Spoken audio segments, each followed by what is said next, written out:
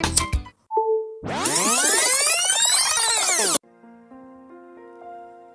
need you now. I need you now. I need you now, right now, right now. I need you now. Don't know how, but you did it. Made a way. Don't know how, but you did it. Made a way. Standing here, don't know how we'll get through this test, but holding on to faith, you know best. 'Cause nothing can catch you by surprise. You've got this figured out, and you're watching us now. And even when it looks we can win,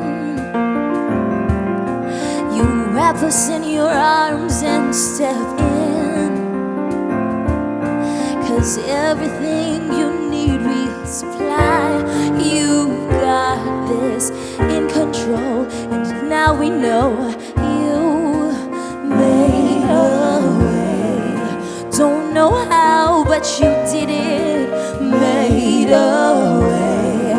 Don't know how, but you did it. Made a way. Don't know how. All right, that was Urim 7 with another rewind performance here on Smile Jamaica. My next guest has devoted many years to research in the fight against cancer. Her most recent accomplishment could specifically help Black men who are more prone to developing prostate cancer.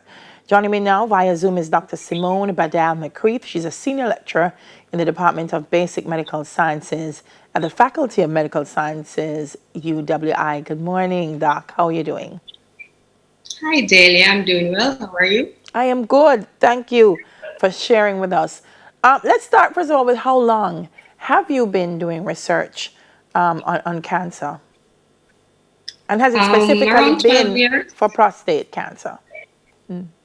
Okay, specifically for prostate, that will be 5 years. I've been in the cancer research field for, call it 12 years now, since the beginning of my PhD. Yes. And I transitioned into the work that I'm doing now for the last 5 years. You made some breakthroughs. Tell us what have been some of the major achievements of this journey that you've had in cancer research. So to begin with my PhD, what we did was we screened several Jamaican natural products against a number of cancer cell lines. These are tools that we purchase from overseas suppliers to ascertain how effective these natural products are killing the cancer cells, and ultimately in hopes of deeming these natural products potential anti-cancer agents. Yes. And we also compared the effects of our novel Jamaican natural products, some of them not so novel, against known chemotherapy drugs, just to gauge how our products compare. Are they more effective in killing the cancer cells? Are they comparable to these known drugs? Are they not so effective in killing the cancer cells? And from that research, we identified several promising Jamaican natural products. Some of them were more effective than killing the cancer cells than the known drugs, and some of them were safer because we also screen our natural products against normal cell lines. So that, the ideal transition from there would be to do the next step in drug development, which would be testing these natural products in animal models.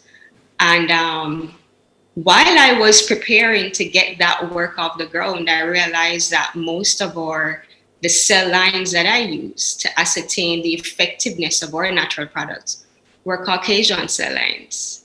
And when I searched the global repository of cell lines, I recognized a grave disparity. Like most of the cell lines that are available to researchers in general around the world are Caucasian cell lines. So if it Wow. is that we are interested in developing our natural products as anti-cancer drugs, it seems appropriate that we test them first against cell lines that represent our own ethnicity. Yeah. And it's So that took important. me to the journey that I'm on now. Why don't we have our own cell lines? Because at the time I recognized no cell lines from the Caribbean existed for, well, none in general. And I said, okay, why don't we have our own cell lines? That was very ambitious of me at the time because developing cell line work, little did I know at the time, was very challenging. And when I consulted several professors overseas for assistance, the rhetoric was, hey, Simone, we've tried it, it didn't work. If I was in your shoe, I would go another route. We will help you with anything else, but not this.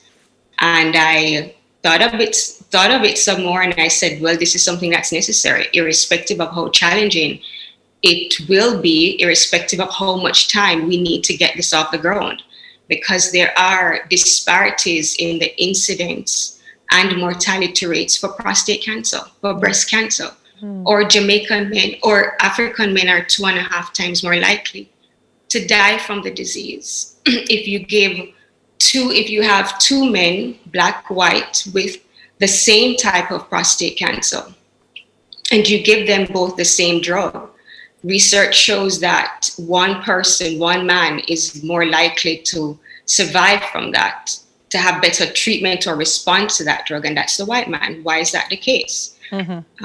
So research needs to be more inclusive. And so that was the impetus for me to go on with this With this, research. And I'm happy to report that we've done it. We've awesome. developed the first.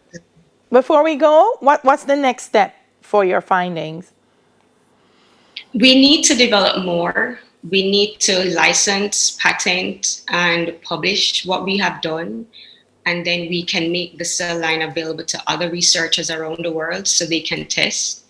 And we can further test, we can further investigate why is it that our black men have higher incidence rates. We can test it to develop drugs that can be effective in treating prostate cancer. Wonderful. I'm so proud of you. Jamaica, yay, making all these wonderful breakthroughs, Simone. And I know it's been a long journey. And I mean, we really have to thank you for your commitment to seeing it through and continuously improving and developing the work. It's awesome talking to you this morning. Thank you, Delio. Dr. Simone Badal-McCreath, Senior Lecturer in the Department of Basic Medical Sciences at the Faculty of Medical Sciences at UWI, Jamaica, greatest country in the world. Still to come on Smile, the Design Diva showcases another do-it-yourself project, and later on, Shaggy takes the Jamaican Christmas vibe to the rest of the world. News in 5 is next.